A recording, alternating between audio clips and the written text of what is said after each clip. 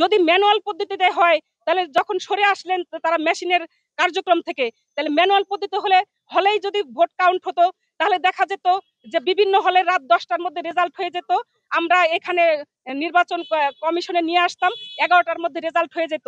আর 11টার মধ্যে যদি রেজাল্ট হয়ে যেত তাহলে আমার সহকর্মীর মৃত্যু দেখতে হতো না, কারণ তিনি সারাদিন অমানসিক পরিশ্রম করার পরে রেস্টে গিয়েছেন। কারণ তাকেও তো বলা হয়েছে যে আবার কাউন্টিং এর জন্য আসতে হবে। তিনি হয়তো স্ট্রেস নিয়ে ঘুমাতে পারেননি কখন তাকে ফোন দেওয়া হবে, যেমন আমি স্ট্রেস নিয়ে ঘুমাতে পারিনি যে আমাকে কখন ফোন দেওয়া হবে আমার হলের এই ম্যানুয়াল পদ্ধতিতে কাউন্টিং এর জন্য।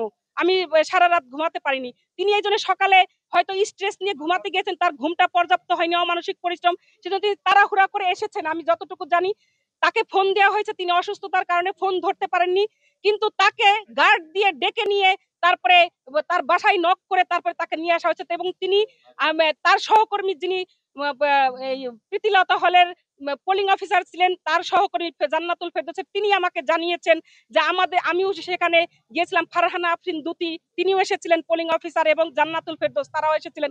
এবং তিনি তাড়াহুড়া করে 3তলায় উঠতে গিয়ে, আমাদের যেহেতু লিফটের ব্যবস্থা নেই, 3তলায় উঠতে গিয়ে তিনি দরজার সাথে ধাক্কা খেয়ে পড়ে যান তাড়াহুড়া করে উঠতে গিয়ে, এবং সহকর্মী আসলে সম্ভবত তার কিছুক্ষণের মধ্যেই তিনি মারা যান আসলে হসপিটালে নেওয়ার আগেই।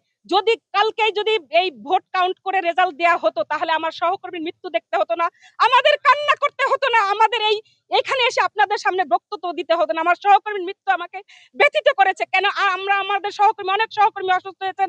আমি জানি যে চারুকলা বিভাগের কাজী মোহাম্মদ মহসিন তিনি অসুস্থ হয়ে গেছেন, তার সহকর্মীর মৃত্যুতে তিনিও একজন রিটার্নিং অফিসার। তাহলে ভোট কাউন্ট কিভাবে হবে?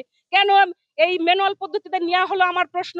এবং ম্যানুয়াল পদ্ধতিতে নেওয়া হওয়ার কারণে তারপরেও কেন আপনার তাহলে হলে কাউন্ট হলো না? এটা আমার নির্বাচন কমিশন, এই নির্বাচন কমিশনের অব্যবস্থাপনার জন্য আমার সহকর্মী জান্নাতুল ফেরদৌসের মৃত্যু হয়েছে বলে আমি মনে করি। আমি এই মৃত্যুর বিচার চাই, এই মৃত্যুর সঠিক বিচার চাই। বিশ্ববিদ্যালয় প্রশাসনকে এই অব্যবস্থাপনার জন্য দায়ী করছে, এবং আমার এই মৃত্যুর জন্য বিশ্ববিদ্যালয় প্রশাসন দায় নিতে হবে, এবং এই জান্নাতুল ফেরদৌসের পরিবারকে তার ক্ষতিপূরণ দাবি করছি আমি, তাকে ক্ষতিপূরণ দিতে হবে। এখনো আপনারা জানেন যে হল সংসদে মাত্র একটি মাত্র ব্যালট পেপারের মাধ্যমে আপনার হচ্ছে হল ভোট কাউন্টিং হচ্ছে, কিন্তু জাকসুতে কিন্তু আমাদেরকে 3টা করে, একজন ভোটারের 3টা করে, তার মানে আমার যদি ধরেন 8,000 হচ্ছে ভোট কাস্ট হয়ে থাকে, তাহলে আমাকে 24,000 আমাকে কাউন্ট করতে হবে ম্যানুয়াল পদ্ধতিতে। এটা কিভাবে সম্ভব? তাহলে তো এভাবে 3 দিনেও সম্ভব হবে না। তাহলে আমরা এটা কিভাবে, এই পদ্ধতির আমরা পরিবর্তন চাই।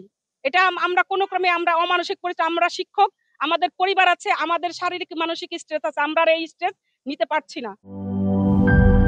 শিয়া বাটার ও ভিটামিন ই সমৃদ্ধ লিলি বিউটি সোপ, তারুণ্যময় উজ্জ্বল ত্বকের জন্য। রিমার্ক।